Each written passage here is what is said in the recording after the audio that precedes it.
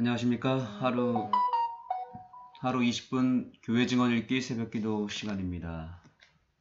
오늘부터는 교회 증언 3권을 읽기 시작합니다. 어제까지 우리가 교회 증언 2권을 다 끝냈습니다. 이제 새로운 책 3권, 교회 증언 3권을 읽도록 하겠습니다.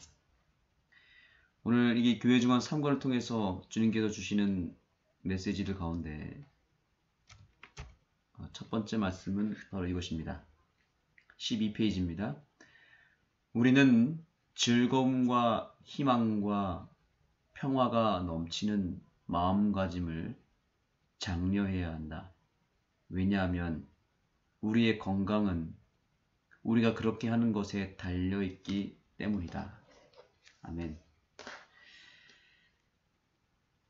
여기 우리의 마음가짐에 대해서 얘기하면서 즐거움, 그리고 희망, 평화 이것을 가지고 있어야 된다라고 말하고 있죠. 우리의 기본적인 마음의 그 경향이 어디로 자꾸 기울어지냐면 이와 반대되는 쪽으로 우리의 마음이 자꾸 쏠립니다. 그래서 늘 우리가 부정적인 정신, 절망적이고 또 우울한 마음, 어두운 생각들, 이런 것들이 우리의 마음을 지배합니다. 그래서 괜히 우울하고 가만히 내버려둬도 우리는 늘 스트레스를 받습니다. 그냥 가만히 내버려둬도 끊임없이 염려하고 우울해하고 또 부정적인 그런 정신을 가지고 우리가 살아갑니다.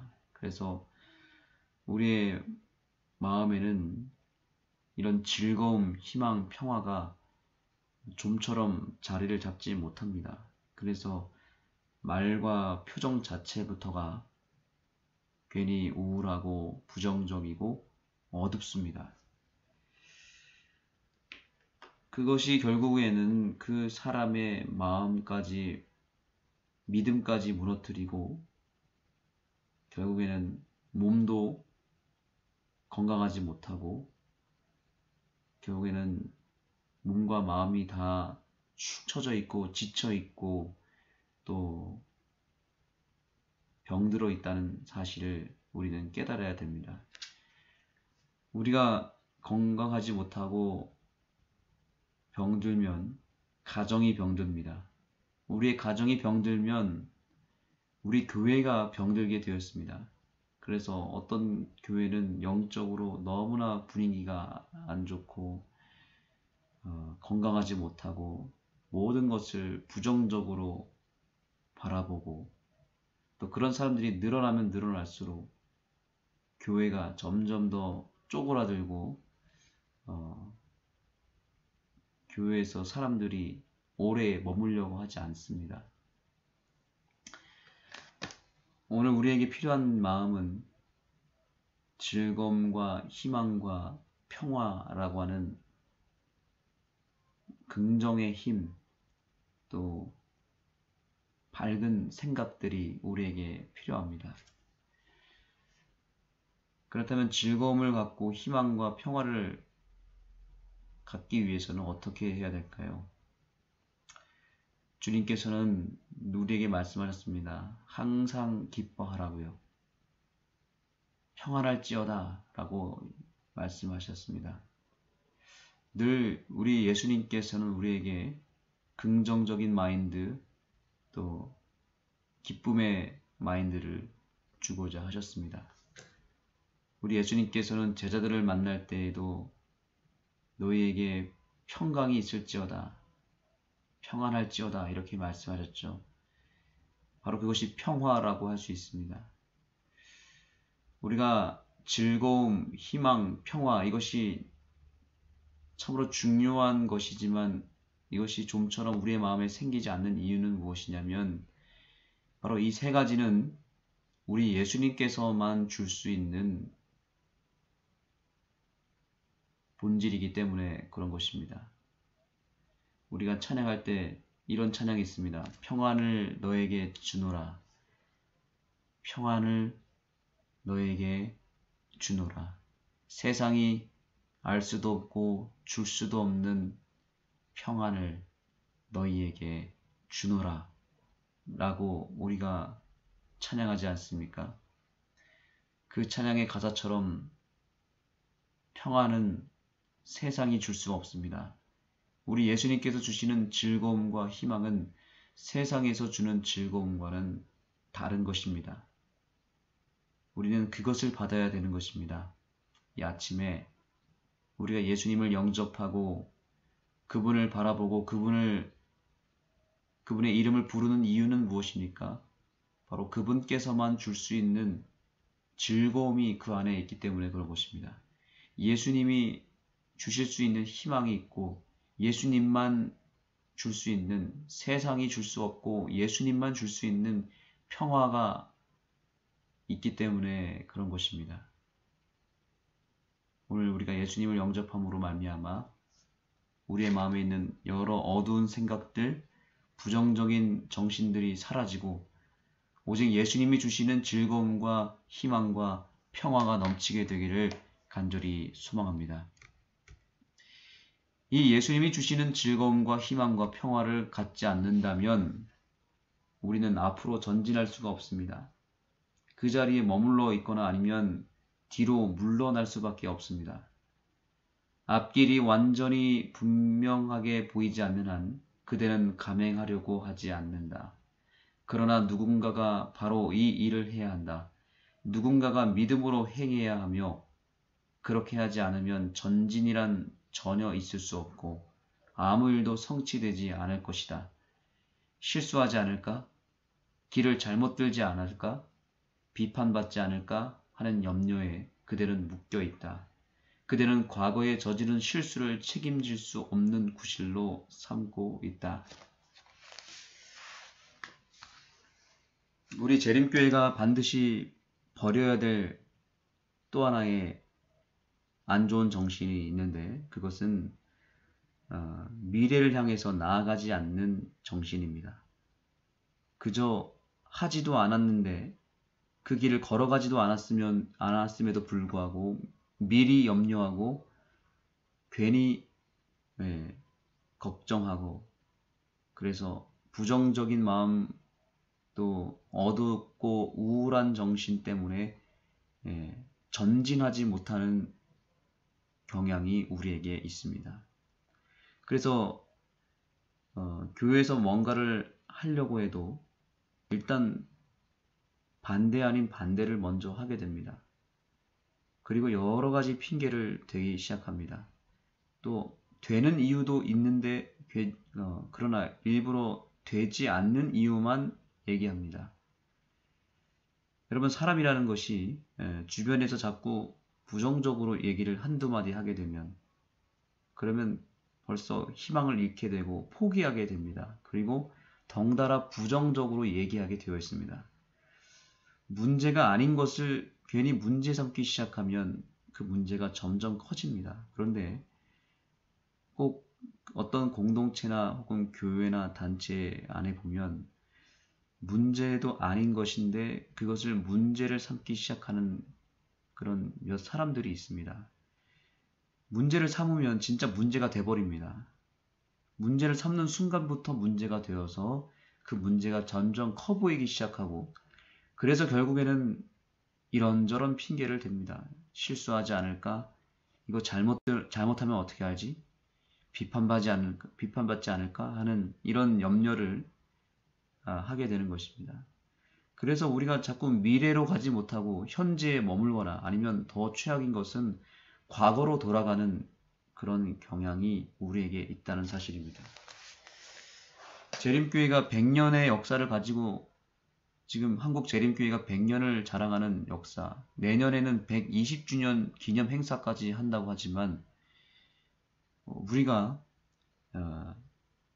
미래로 나아갈 그런 형편이 되지 못하는 것은 교회마다 발목을 잡는 그런 분위기, 발목을 잡는 어떤 무리들,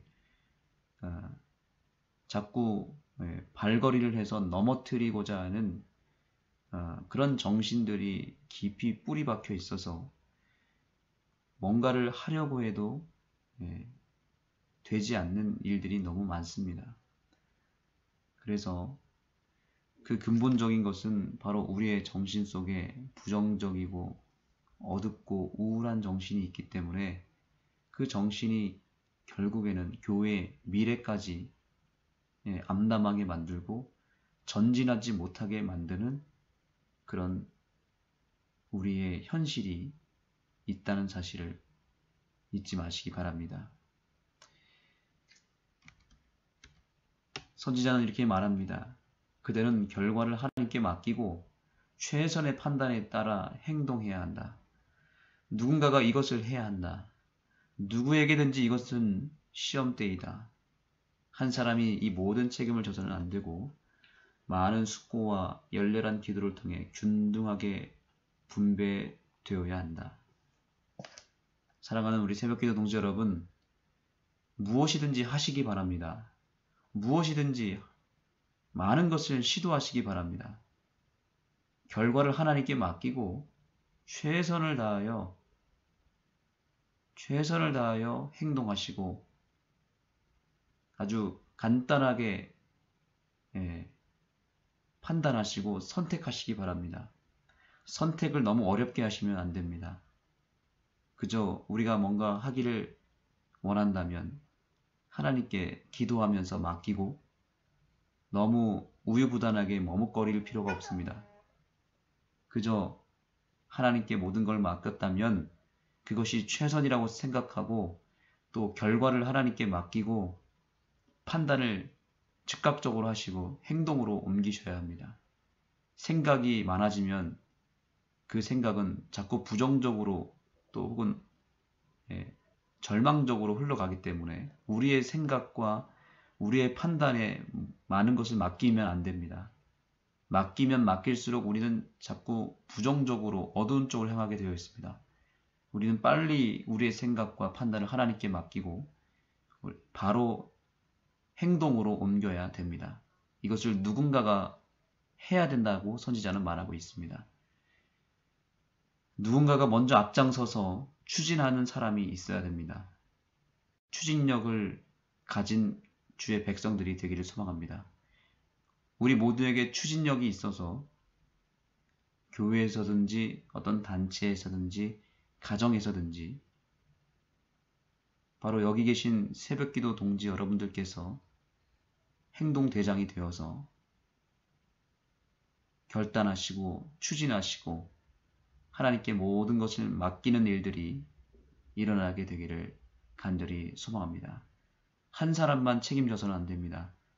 여러 사람들이 이 일에 동참하여서 같이 책임지며 하나님의 사업을, 하나님의 미래 사업을 감당하는 저와 여러분이 되기를 간절히 소망합니다. 기도하시겠습니다. 하나님, 오늘도 저희에게 귀한 말씀을 허락해 주셔서 감사합니다. 하나님, 우리 재림교회를 붙들어 주시고 이 교회 안에 부정적인 모든 기류를 제하여 주시고 오직 희망적이고 또 긍정적인 또 평안한 마음을 우리에게 허락해 주셔서 우리 가정과 교회가 우리의 마음가짐에 의해서 미래를 향하여 전진할 수 있는 교회가 될 수 있도록 도와주시옵소서.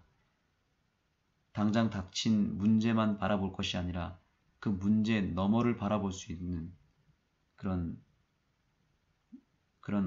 믿음의 시야를 우리에게 허락해 주시고 멀리 내다볼 수 있는 믿음의 안목을 우리에게 허락하여 주시옵소서.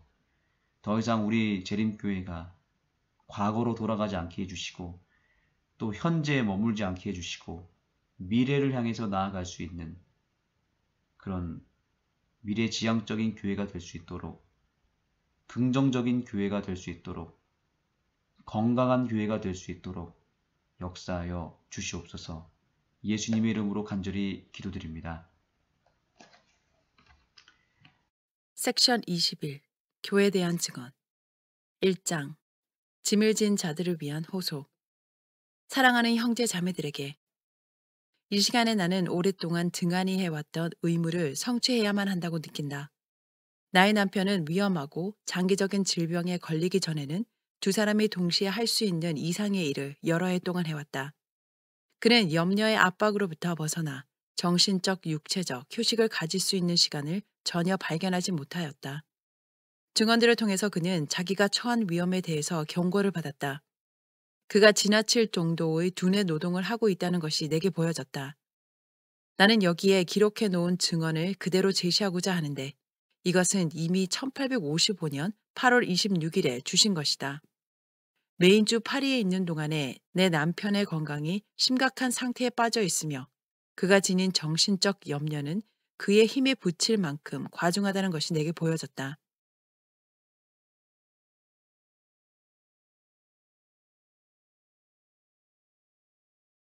현대 진리가 처음으로 발간되었을 때 그는 형제들의 격려나 도움을 거의 받지 못하고 큰 힘을 쏟아 수고하였다.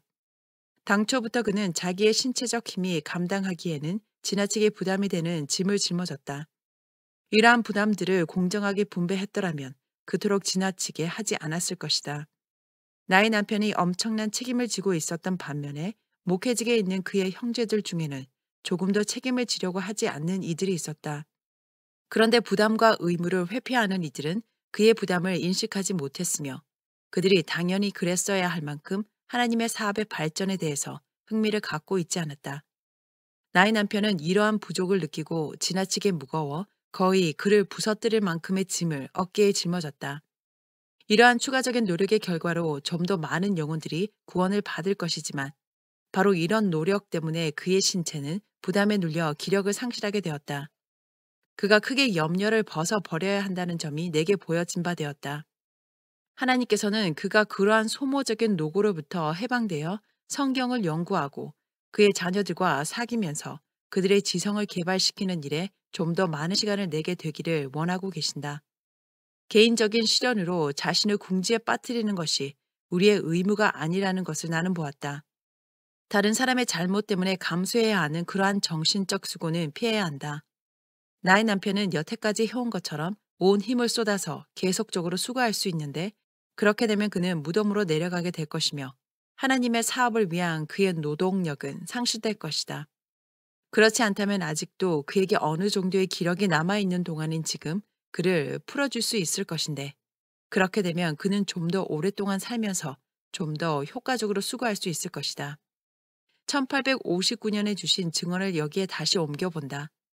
마지막 계시 속에서 주님께서는 내 남편이 성경을 연구하는 일에 좀 더 노력을 기울여 말씀과 교훈에 말하고 기록하는 일 모두에 있어서 좀 더 효과적으로 수고할 수 있는 자격을 갖추게 되기를 원하신다는 사실이 내게 보여졌다. 나는 과거의 교회를 올바른 위치에 세우기 위하여 쏟은 많은 염려와 근심을 통해서 우리의 힘을 고갈시켰다는 것을 보았다. 여러 곳에서 교회의 부담을 지는 그러한 소모적인 수고는 요구되지 않는다. 왜냐하면 교회가 스스로의 부담을 져야 하기 때문이다. 우리의 사업은 그들을 하나님의 말씀으로 교훈하고 그들에게 실천적인 경건의 필요성을 역설하고 가능한 한 분명하게 진리에 관하여 정확한 입장을 정해야 하는 것이다. 하나님께서는 우리가 큰 회중 가운데서 지극히 중요한 현대 진리의 요점들에 관하여 음성을 높이기를 원하신다. 이것들은 분명하고도 결단력 있게 제시되어야 하며 또한 충분하게 기록되어야 한다. 그렇게 되면 침묵의 사자들이 그것들을 도처의 백성 앞에 제시할 것이다. 필수적인 사업에 대한 좀 더 철저한 헌신이 우리 편에 요구되고 있다. 우리는 하나님의 얼굴 빛 속에서 살기를 갈망해야 한다. 만일 우리의 마음 속에 교회의 어려움이 자리를 덜 차지하게 된다면 우리는 성경의 주제들에 대하여 정신을 집중하기가 좀 더 자유로워질 것이다. 그리고 성경 진리에 대한 좀 더 면밀한 적용을 통해서 마음은 그 통로에 접근하는 데 익숙해질 것이며 따라서 우리에게 넘겨진 중요한 사업을 감당하기에 좀 더 훌륭한 자격을 갖추게 될 것이다. 나는 하나님께서 과거에 우리가 짊어졌던 그 무거운 짐들을 우리에게 지워주시지 않았다는 것을 보았다. 교회에게 그들 스스로 일해야 할 필요성을 말해주고 그것을 보여주는 것은 우리의 의무이다. 그들은 너무 많이 끌려다녔다. 우리 스스로 무거운 짐을 지고 곤란스러운 수고 가운데 빠지지 말아야 할 이유는 주님께서 우리가 행해야 할 다른 성격의 사업을 갖고 계시기 때문이다. 그분께서는 우리가 우리의 육체적, 지적 힘을 고갈시키기를 원하지 않으시고 그것들을 잘 보존하여 특별한 경우에 실제로 도움이 요구될 때 우리의 목소리를 들을 수 있게 하기를 원하신다. 나는 중요한 움직임이 있을 것을 보았는데 그때 우리가 앞장서서 영향력을 발휘해야 될 것이다. 유력자들이 일어나고 교회 안에 이따금 오류가 침투해 올 것인데 그때 우리의 영향력이 요구될 것이다. 그러나 이전의 수고로 고갈되어 버린다면 하나님께서 우리에게 탁월한 역할을 하도록 맡겨주신 그 중대한 기회를 위해서 필요한 침착한 판단과 분별력과 자제력을 우리는 소유하지 못하게 될 것이다. 사단은 흑암과 불신을 해치고 나가는 일에 거의 2배나 되는 수고를 교회가 우리에게 강요하도록 하므로 우리의 노력을 망쳐왔다. 교회 안의 질서를 잡으려는 이러한 노력들 때문에 우리의 기력은 고갈되었고 피로와 쇠약이 뒤따르게 되었다. 나는 우리에게 해야 할 일이 있음을 보았지만 영혼의 대적은 우리가 시도하는 모든 노력을 저항할 것이다. 백성들은 타락 상태에 빠질 것이며 그 때문에 하나님께서는 그들을 축복하실 수 없으며 이것이 낭망시킬 것이다. 그러나 우리는 좌절하지 말아야 한다. 우리는 빛을 전하는 일에 자신의 의무를 다하고 책임을 백성들에게 맡겨야 한다. 여기에 1863년 6월 6일에 기록된 또 다른 증언을 옮겨본다. 나는 우리의 증언이 교회 안에서 여전히 필요하고 우리가 환난과 염려에서 벗어나고자 노력해야 하며 헌신적인 마음 상태를 간직해야 한다는 사실을 보았다. 사무실에 있는 이들은 자신의 두뇌에 좀 더 많은 부담을 지워야 할 의무가 있으며 내 남편은 부담을 덜 져야 할 의무가 있다. 그는 마음을 혼란시키고 약화시키며 연구나 저술에 적합하지 않게 하는 수많은 일로 많은 시간을 보내고 있다. 그리하여 마땅한 만큼 리뷰지를 통해서 그가 빛을 발하지 못하고 있다. 내 남편의 마음은 번잡하게 되거나 지나친 부담을 지지 말아야 한다. 그의 마음은 휴식을 얻어야 하며 글 쓰는 일과 다른 사람들이 할 수 없는 일들을 돌보도록 하기 위하여 그를 자유롭게 해야 한다. 사무실에서 일하고 있는 이들이 만일 하나님께 자기 자신을 헌신하고 사업에 깊은 흥미를 느낀다면 저들은 그에게서 근심의 큰 짐을 덜어줄 수 있다. 이기적인 감정은 사무실에서 일하는 이들 중에 전혀 존재하지 말아야 한다. 그들이 종사하고 있는 일은 하나님의 사업이며 이 분야의 하나님의 사업을 수행할 때 그들이 갖고 있는 동기와 태도에 대해서 책임을 져야 한다. 그들은 지성을 훈련해야 할 의무가 있다. 많은 사람들이 잊어버리는 일에는 어떤 비난도 따를 수 없다고 생각한다. 이것은 큰 실수이다. 잊는 것은 죄이다. 이것 때문에 수많은 큰 실수가 일어나고 엄청난 무질서와 잘못이 범해진다. 해야만 할 일에 대해서는 잊지 말아야 한다. 지성은 부담을 져야만 한다. 기억할 수 있을 때까지 훈련을 받아야 한다. 내 남편은 많은 책임을 짊어졌으며 다른 사람들이 할 수 있었던 일까지도 행해왔다. 왜냐하면 부주의하게 행함으로 쉽게 만회할 수 없는 실수를 저지름으로 손해를 끼칠까봐 그들에게 일을 맡기는 것을 두려워했기 때문이다. 이것은 그의 마음에 큰 부담이 되어왔다. 사무실에서 일하는 이들은 배워야 한다. 그들은 연구하고 실천하고 그들 자신의 두뇌를 사용해야 한다. 왜냐하면 그들은 이 방면의 일만 책임지고 있지만 내 남편은 사업의 많은 분야를 책임지고 있기 때문이다. 만일 어떤 직원이 과오를 범한다면 그는 자기 지갑에서 손해를 벌충해야 할 것으로 느껴야 하며 그의 부주의함 때문에 사무실에 손해를 당하도록 내버려 두지 말아야 한다. 그는 책임지는 것을 그만두지 말 것이며 앞의 실수를 반복하지 말고 다시 시도해야 한다. 이렇게 함으로 그는 하나님의 말씀이 언제나 요구하고 있는 그 책임을 질 줄 알게 될 것이며 자신의 의무를 다할 수 있게 될 것이다. 내 남편은 자기의 판단에 따라 건강을 보존할 수 있을 것으로 생각되는 일들을 할 만한 시간을 얻어야 한다. 그는 자기에게 지워져 있는 부담과 의무들을 벗어버리고 사무실을 떠나야 한다고 생각하고 있는데 그렇게 하지 않는다면 그의 정신은 녹초가 되어버릴 것이다. 주님께서 그 지위에서 풀어주신다면 그는 주님께서 그에게 짐을 지워주셨을 때 그랬던 것처럼 명백하게 풀려난 증거를 보이게 될 것임을 나는 보게 되었다. 그러나 그는 지나치게 많은 짐을 지고 있으며 사무실에서 함께 일하는 이들과 또한 그를 돕는 형제들은 그가 짐을 지는 것을 너무 쉽게 원하고 있다. 일반적으로 그들은 부담을 지는 것을 꺼려하고 있으며 그에 대해 불평을 토하는 이들과 동화되어 비난 아래에서 그가 굴복할 때 혼자 서 있도록 내버려 둔다. 만일 그들이 자기 몫만큼의 짐을 부담했더라면 내 남편은 풀려났을 것이다. 하나님께서는 지금 당신이 우리에게 주신 건강에 대해 우리가 특별한 관심을 기울이기를 요구하고 계신 것을 나는 보았다. 왜냐하면 우리의 사업이 아직 이루어지지 않았기 때문이다. 우리의 증거는 계속해서 전해져야 하며 영향력을 발휘하게 될 것이다. 우리는 우리의 수고가 필요할 때 하나님의 사업에 힘을 기울일 수 있도록 우리의 힘을 보존해야 한다. 다른 사람들의 짊어질 수 있을 뿐 아니라 마땅히 짊어져야 할 짐을 스스로 짊어지지 않도록 우리는 주의를 기울여야 한다. 우리는 즐거움과 희망과 평화가 넘치는 마음가짐을 장려해야 한다. 왜냐하면 우리의 건강은 우리가 그렇게 하는 것에 달려있기 때문이다. 하나님께서 우리에게 행하도록 맡기신 사업 때문에 과로의 결과로부터 회복하기 위해 스스로의 건강을 돌보는 일이 방해를 받지는 않을 것이다. 우리가 건강하면 건강할수록 우리의 수고도 더욱 완전해질 것이다. 우리가 힘에 부치도록 일해서 탈진될 때 우리는 감기에 걸리기 쉬우며 그러한 때에 위험한 질병으로 악화될 위험이 있다.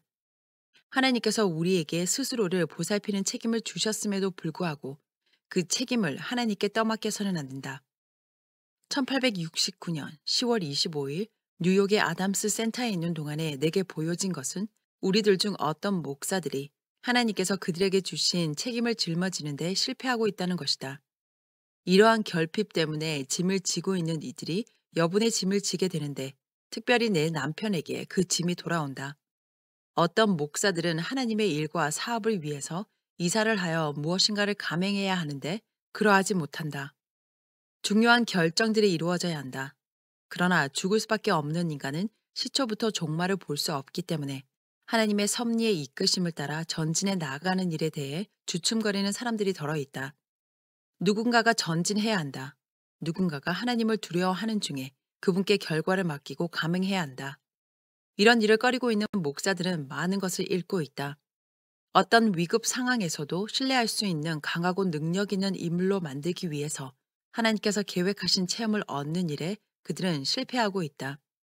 형제여, 그대는 위험을 무릅쓰는 일을 주저하고 있다.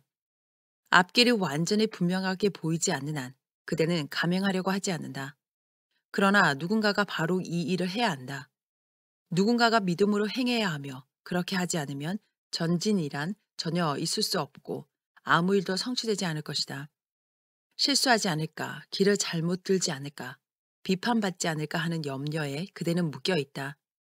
그대는 과거에 저지른 실수를 책임을 질 수 없는 구실로 삼고 있다. 그러나 그대는 결과를 하나님께 맡기고 최선의 판단에 따라 행동해야 한다. 누군가가 이것을 해야 하며 누구에게든지 이것은 시험대이다. 한 사람이 이 모든 책임을 져서는 안 되고 많은 숙고와 열렬한 기도를 통해 균등하게 분배되어야 한다. 내 남편이 고난을 겪고 있을 때 주님께서는 당신의 백성들을 시험하여 그들의 마음속에 무엇이 자리 잡고 있는지를 드러내셨다. 이렇게 하심으로 그분은 하나님의 성령과 일치되지 않고 있는 요소 중 아직 그들에게서 발견되지 않은 것을 그들에게 보여주셨다. 우리가 처해 있었던 어려운 상황은 다른 것으로는 결코 드러날 수 없었던 것들을 우리 형제들에게서 드러내 주었다. 주님은 당신의 백성에게 인간의 지혜는 미련하고 그들이 하나님을 굳건히 신뢰하고 의지하지 않는 한 그들의 계획과 계산은 실패에 이미 드러날 것이라는 것을 증명하셨다. 우리는 이 모든 것들로부터 배워야 한다. 만일 잘못을 범하게 되면 그것들은 움츠러들게 하는 것이 아니라 부담과 책임에 대해 가르치는 것이 되어야 한다.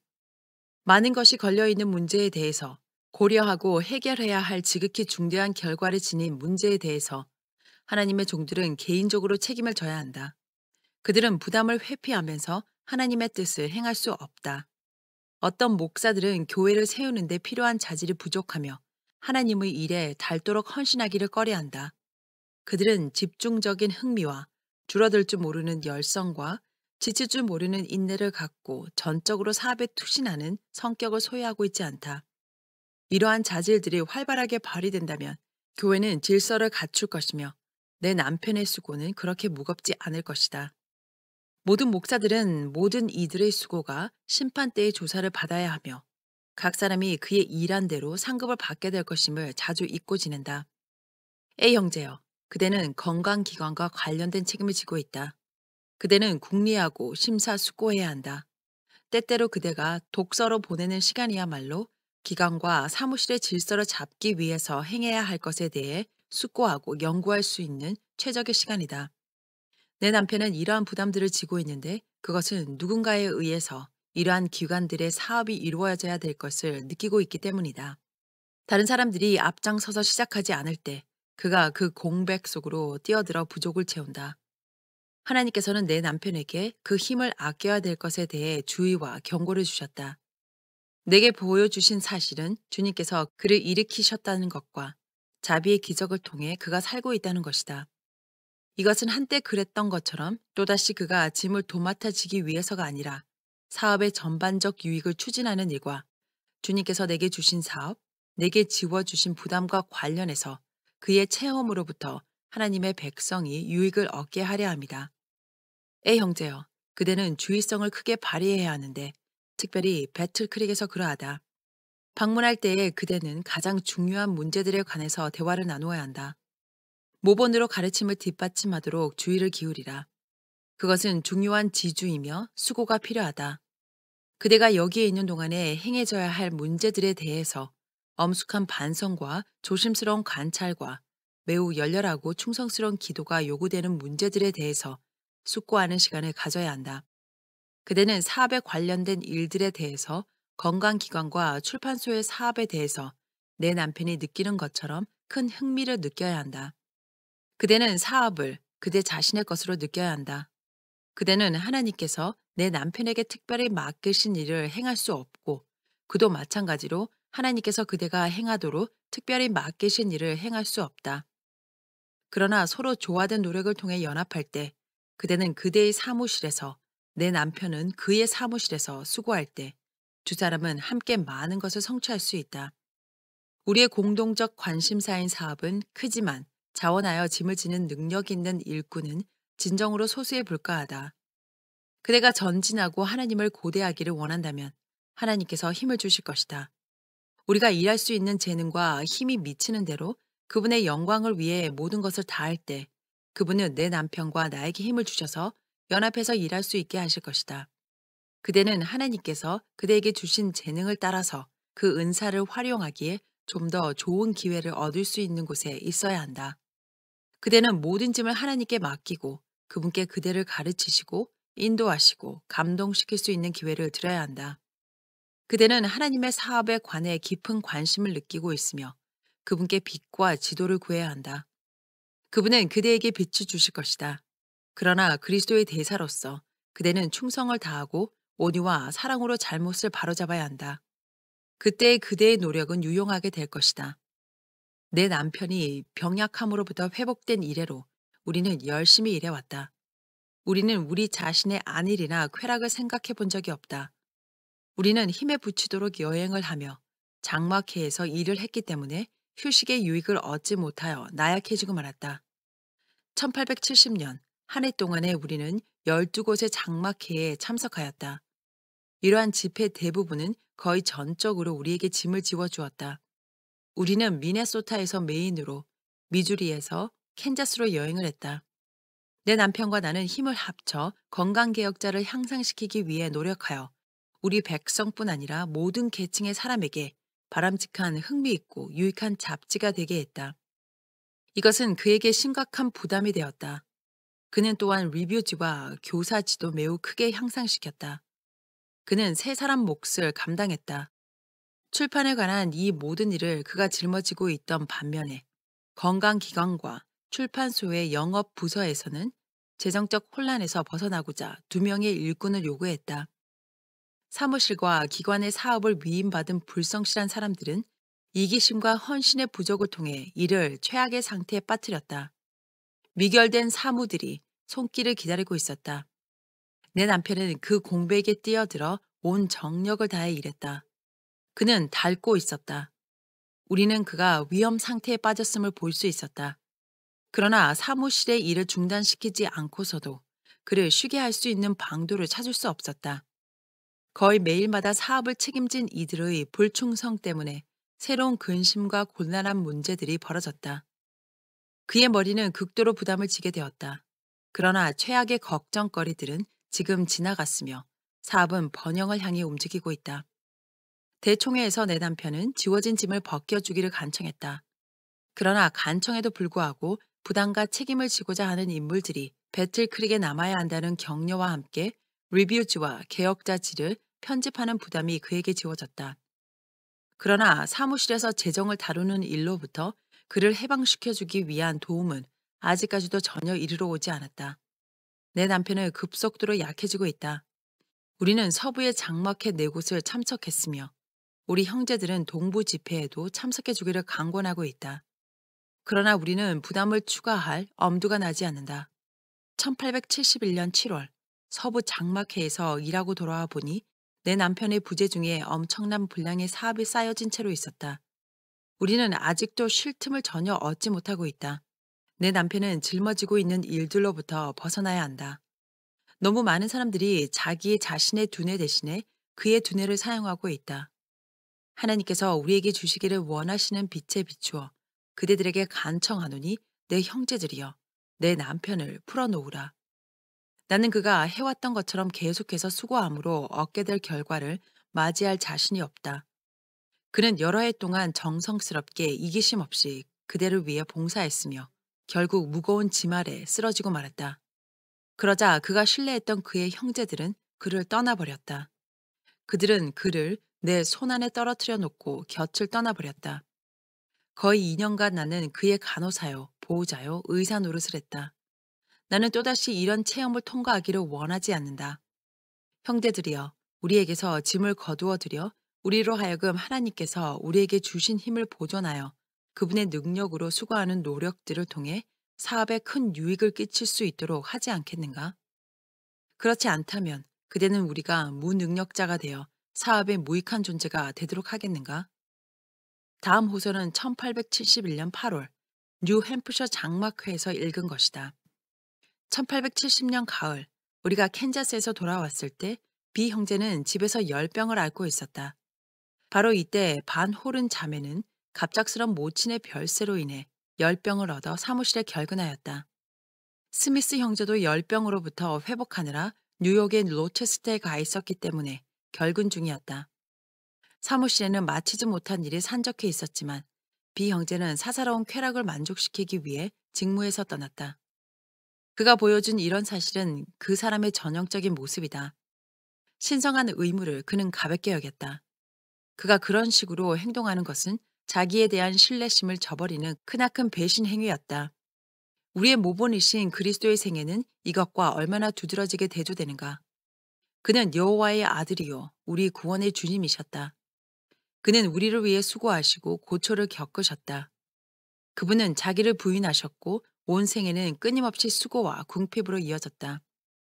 만일 그분께서 그렇게 하기로 선택만 했더라면 안락하고 풍족하게 또한 세상에 줄 수 있는 모든 즐거움을 누리면서 당신께서 친히 창조하신 세상에서 일생을 보내실 수 있었다. 그러나 그분은 자기 자신의 편의를 추구하지 않으셨다. 그분은 자기를 만족시키기 위해서가 아니라 다른 사람들에게 선을 행하고 축복을 베풀기 위해 사셨다. 비 형제는 열병을 앓고 있었다. 그의 병세는 심각하였다. 하나님의 사업을 위해 공정하게 말하자면 그의 질병은 사무실의 유익을 위해 지출 줄 모르고 헌신한 결과로 생긴 질병이 아니다.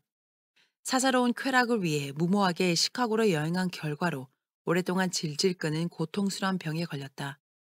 사무실의 중요 직책의 사람들이 그토록 많은 결근하고 있을 때 일터를 떠났으므로 하나님께서는 그를 붙들어 주지 않으셨다. 단 한 시간도 비우지 말았어야 할 바로 그때 그는 자기의 직무를 버렸으며 하나님께서는 그를 붙들어 주지 않으셨다.